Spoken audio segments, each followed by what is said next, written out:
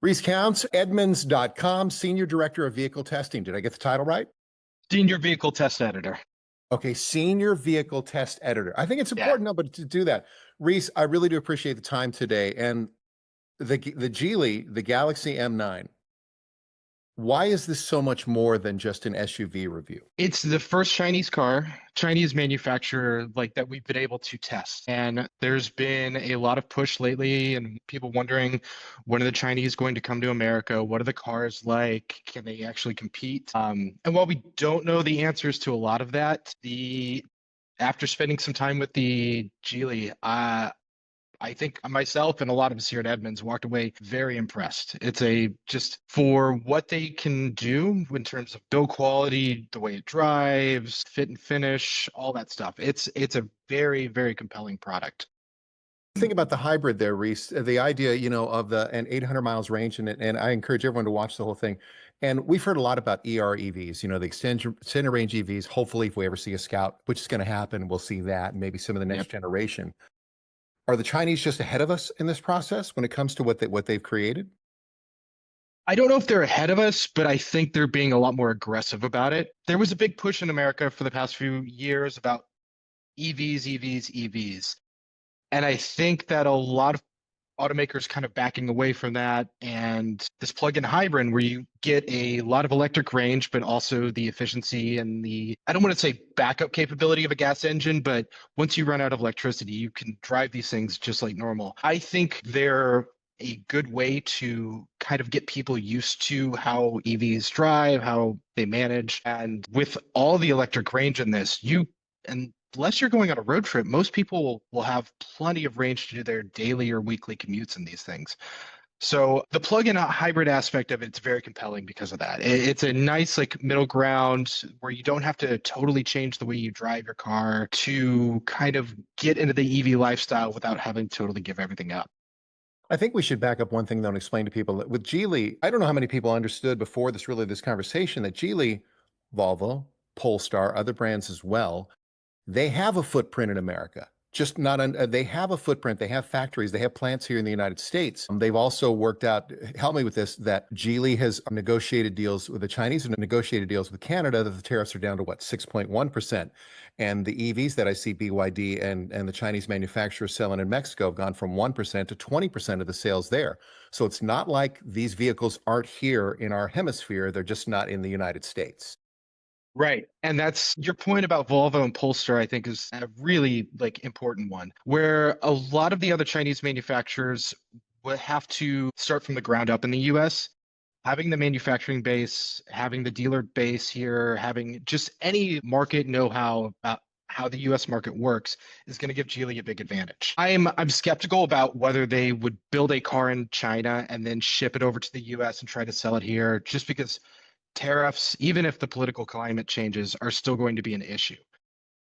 But what I think they might do is, Volvo's got a big factory in South Carolina that has been building cars for a long time. Theoretically, wouldn't be too big of an ask to add an additional line there or change the model line and build something where you've already got, a labor base, you've already got a lot of stuff already built in.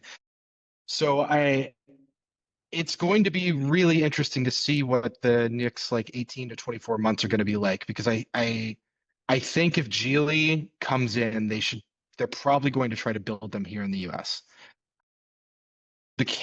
But you're right about Canada and Mexico. There's a lot of affordable stuff coming in.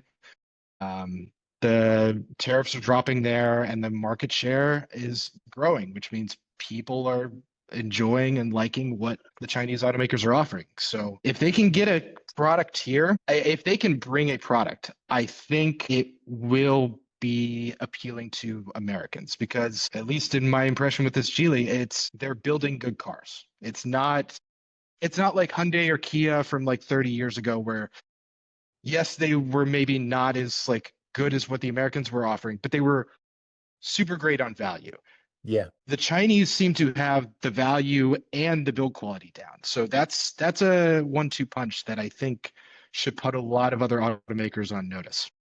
And you see too about there's discussion about technology that any modern car is the platform, the amount of the lines of code in a car and the connectivity of a vehicle, that there's security issues. And we talk about that. There's so many layers to this moving forward for any of the Chinese manufacturers here in the States. Like you said, just political, but also technical concerns, security concerns.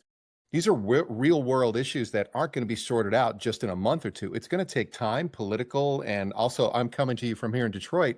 We've got a vested interest in how this all evolves as well. Yeah, it's the security hangups. I don't even say hangups. The concerns about security are going to be big. Because if you look at other industries, the government's restricting what American tech companies can sell in China for security concerns. And that's going both ways with the thing like having the Chinese government having to divest from TikTok so it can still run in the US. All of those things are still going to be concerns for automobiles. It's just a different like form of technology. So all that's going to be very interesting. The flip side is what the Chinese are offering is very nice tech. That was one of the most impressive things about the Geely was it's got a big infotainment screen. And we could talk about whether like touchscreens are good in cars or not, but everybody's got them, and there are good ones and bad ones. And the Geely is quite good. It's you get in the car and it responds like your smartphone does. It's easy to navigate. Everything's responsive and stuff like that you can't say about a lot of the cars that are currently being sold in the US. I mean, technology is getting better, I think, as automakers are starting to realize how important that is for a lot of consumers, especially younger ones. But how they get through all the security concerns before they can sell a car is another big question I have right now. Well, let's focus on the vehicle then. I mean, obviously, and I Yeah. really do appreciate the time, Reese, but let's talk about this, the Geely Galaxy M9. The review that you posted, that your team posted, is amazing. And it's funny. I always joke when I do reviews here in Detroit. I say to people, SUVs are like belly buttons. Everybody's got one. That's what it feels Right. like. There was a reaction that I saw not only from the reviewer, but the entire team. In the way you're talking about it, you're walking around it going, "This is how much money? What am I getting for this touch point? 800 miles range, 858 brake horsepower combined with the hybrid stuff." The third row, that I'm 6'5", and I'm like, I think I could get back in the third row and be comfortable there. These are things that we do not have. And touch on the price point as well, and then kind of walk us through your experience with it. Yeah, the price is maybe the biggest thing is we had a fully loaded test vehicle, and I think converting it to US dollars, it was only about 35,000, which is Wow. amazingly cheap. I mean, there are only a handful of three rows sold in America for that price point anyway, and they're all base model cars with front wheel drive and underpowered engines that are fine family vehicles, but you're not going to get the nice interior and the great tech and all the driver aids and all the stuff that the Geely comes with.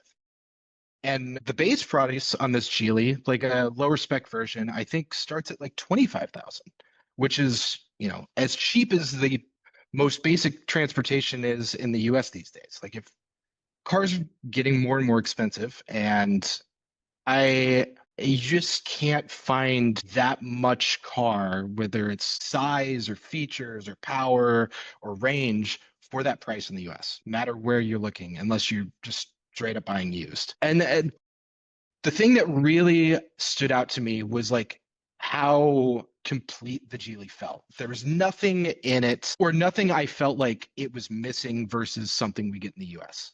Well, There that's was what I was doing. Like no, when I was watching the review, Reese, I'm like, "Oh, here it comes.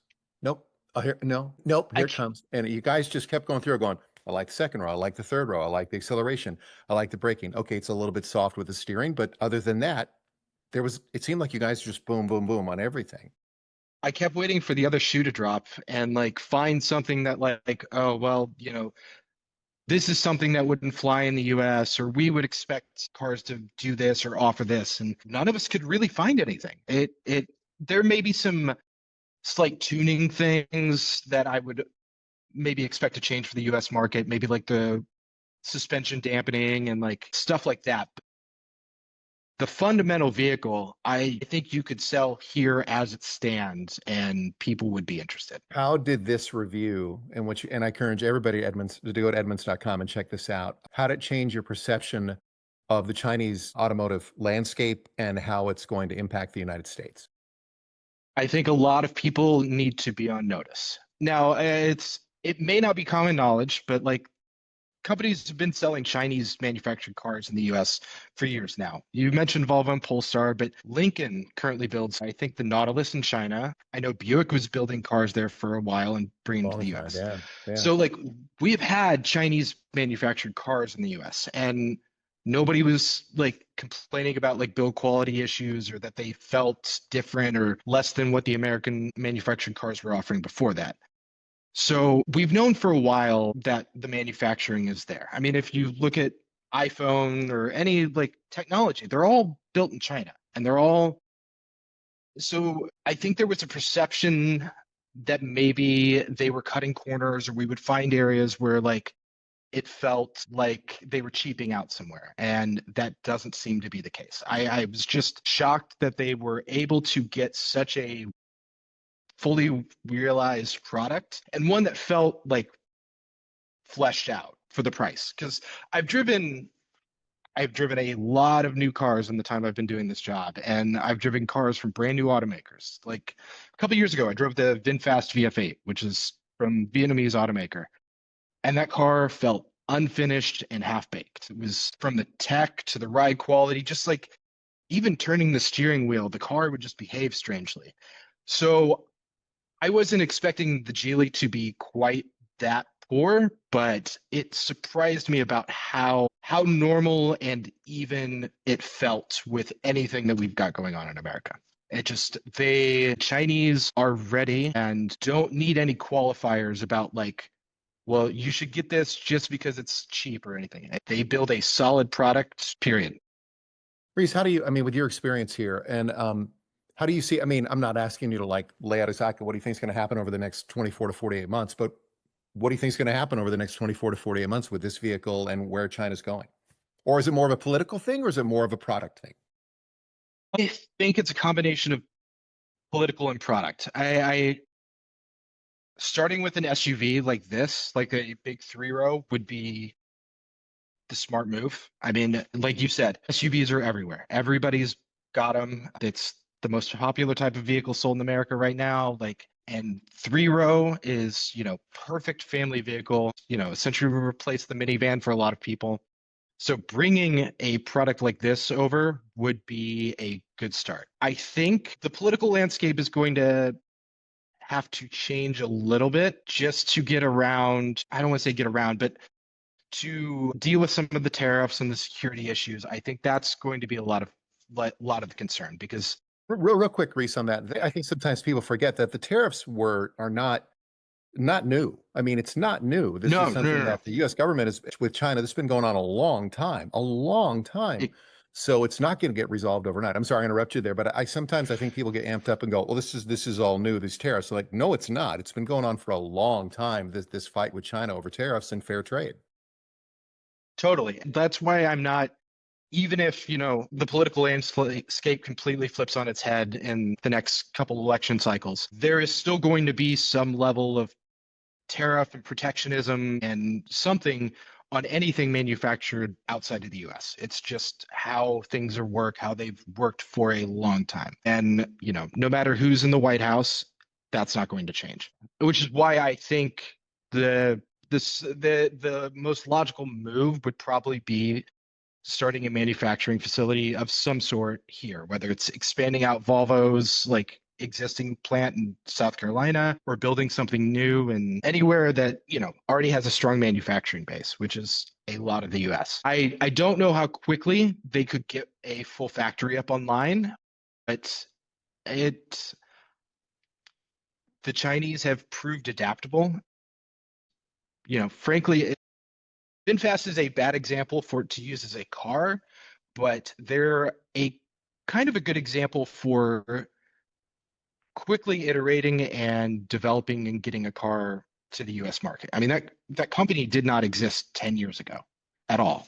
And now they have a car It's not a very good one, but they were selling a car in the US, within, that time frame. The Chinese have a lot more resources and a lot more know-how, and I think they could easily like get something together and sold here in a similar amount of time. It's just what kind of tract are they going to take? But I would not be surprised if within the next 2 years, if there was a Geely branded car being sold in the US, even if it was limited markets, even if it was like Rivian or Tesla and it's direct sales and they're not using dealerships.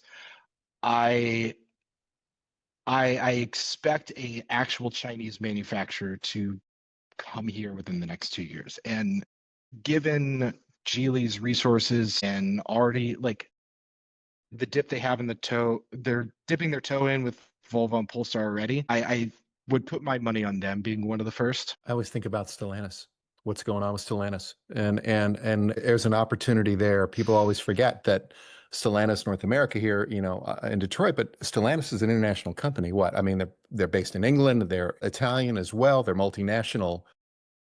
I could see an opportunity. I'm not saying it, but as you were talking, Reese, I'm going, it wouldn't be out of the realm of possibility to see something like that with the resources that Geely has as a brand, as a company. And Stellantis could use it. I mean, if you look at their product line in the US, it's essentially Jeep and Ram. I mean, Dodge and Chrysler have basically no cars to sell, even though like they're still historic brands that have a lot of cachet. They just don't have any products right now. Partnering with a Chinese automaker of some sort would, like, I think benefit both sides. It could help, the Chinese automakers establish more of a base here, and it would give Stellantis more vehicles to sell. Stellantis is always a weird one because they change so much and their strategy has changed a lot in, even the past like 18 months. So I'm not sure, but Stellantis is always an interesting case because they're both simultaneously more conservative and more willing to take risks on certain things than a lot of other automakers. Last question. I was thinking about this, that what Geely's doing right now, the response that you're getting at Edmunds.com, again, Reese, I appreciate the time so much for doing this. BYD, which I don't think people realize, their saturation in China with their EVs is well documented, but I'm sure BYD is looking at what's going on with Geely here in the States as a case study, right?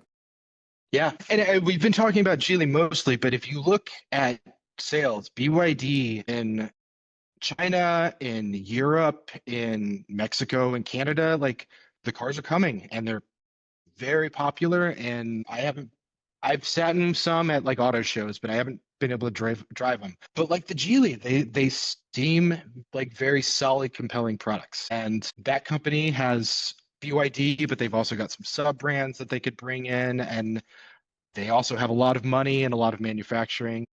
I remember BYD was at the Detroit Auto Show, I think, Oh, yeah. back in 2018, 2019. I remember them being there. So like it's not like they're not already like sussing things out, but those, if it's not Geely, BYD would be my next guess. I'm only putting my like horses more in like Geely's camp simply because of the tie-in with Volvo and Polestar. But if you look at the brand saturation globally, BYD is hitting a lot of places. So, and I appreciate the kind Reese Counts with Edmunds. And Reese, I think about it, is there ever been an industry in the history of ever that has evolved so rapidly in 100 years? You think about the transformative nature and the impact that it's had. Maybe you could say airplanes, but I don't even think the worldwide, this industry is built upon constant reinvention and moving forward and everything. And what we're seeing right now, when we all were sure it's all going to go the EV way, and now we're talking about with the Chinese manufacturers and ERV EVs and what's coming next, always evolving. It's always evolving. This is going to make this such a compelling story over the next couple of years. Yeah, it's so interesting because like consumer demands and like can change rapidly, but the development cycle for a vehicle is years long. Sometimes it feels like by the time a vehicle gets to the market, tastes have already changed and people are moving on to like other things now. Like I mentioned earlier, like EVs have kind of fallen off. Hybrids seem to be on the rise. So like I I don't know. I'm curious of how things are going to shift in the next few years. Can the Americans or the Europeans come out with something that like seems to hit with the US shoppers, or is it going to be the new fresh Chinese cars that like nobody's ever seen that are going to be appealing? It's going to be interesting to see how the market shifts in the next few years. I think the EREVs and plug-in hybrids and stuff like that are going to continue to rise. I know I've speak with a lot of engineers, and some of them are talking like, well, the extended range stuff is a little complicated. They're worrying about essentially having two powertrains in the same car and worried about like mechanical failures and stuff like that. And I try to come from the point of like a shopper and a driver and like, well, they don't stuff like this doesn't make you change your behavior. And I think that is going to be a really compelling thing. Can I get the benefits of an EV without having to totally change like how I drive my car every day? Sure. And Hell, yeah, Top Gear was talking about that, what, 15 years ago? I mean, James it, May was talking about that 15 years ago about range anxiety. That it's not new, but this no, EREV can really change the perception of a consumer. exactly. I mean, like we drove the Geely, we fully drained the battery just to see like how it drives like after the battery is drained, and it doesn't really feel any different. It still was like it. A lot of EVs are like plugins. Once the battery fully drains, they like feel a little more sluggish or slow, but it drove just the same. And you know, when we're talking like 800 miles of total range between the battery and the gas tank, I that kind of solves your range anxiety there, and then you still get all the benefits of an electric vehicle for your daily commute and shopping around town and stuff. It's it's interesting to see how things are shifting. Reese Counts, Edmunds.com. Thank you so much. The Geely Galaxy M9. It's a wonderful review, the whole package, and I'm so glad that you guys got your hands on it and to share this with consumers worldwide to get an understanding of what this is. And I'm looking forward to seeing what's next. Appreciate the time. Thank you so much.